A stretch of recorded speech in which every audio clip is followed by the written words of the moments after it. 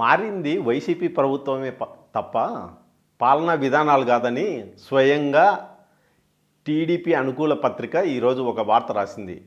అది ఎట్లా అంటే, కమిషనర్ పోస్టులు డబ్బుకు అమ్ముకుంటున్నారు ఈ టీడీపీ ప్రజాప్రతినిధులని వాళ్ళ పత్రికే రాసిందనమాట.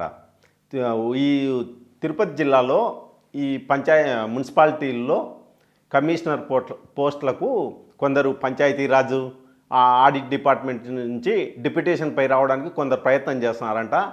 ఇప్పుడు అలాంటి వాళ్ళు కొందరు నాయకులకు పెద్ద మొత్తంలో భారీ మొత్తంలో డబ్బు కట్టి ఆ పోస్టుల్లో జాయిన్ కావడానికి మాట్లాడుకున్నారంట. ఆ విషయాన్ని స్వయంగా టీడీపీ అనుకూల పత్రిక ఈనాడు ఈరోజు తిరుపతి ట్యాబ్లాయిడ్లో రాసింది.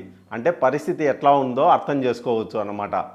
ఏం విధానాలు అవినీతి ఇట్లాంటి ఏం మారలే. ఎవరు వచ్చినా అదే తంతు. ఊరికే విధానాలు అట్లే కొనసాగుతాయి తప్ప ప్రభుత్వాలు మాత్రమే మారింది అనేది మనం దీని ద్వారా తెలుసుకోవచ్చు అన్నమాట. అట్లంగా ఇసుక గురించి నిన్న ఏం జరిగిందో మనం అందరం చూసినాం. ఒక ఎమ్మెల్యే ఏకంగా ఇదే టీడీపీ అనుకూల పత్రిక విలేకరిపైనే దాడి చేసినారని స్వయంగా వాళ్ళే రాసుకున్నారు కదా. అంటే ఇసుక అక్రమ రవాణా జరుగుతుందని మేము రాసింటే అని చెప్పినారు కదా. అంటే ఇది ఏది తీసుకున్నా, ఉద్యోగుల బదిలీలు తీసుకున్నా, అట్నే ఉచిత ఇసుక తీసుకున్నా, ఇట్లా ఏదన్నా తీసుకో, విధానాలు మాత్రం ఏమీ మారలే.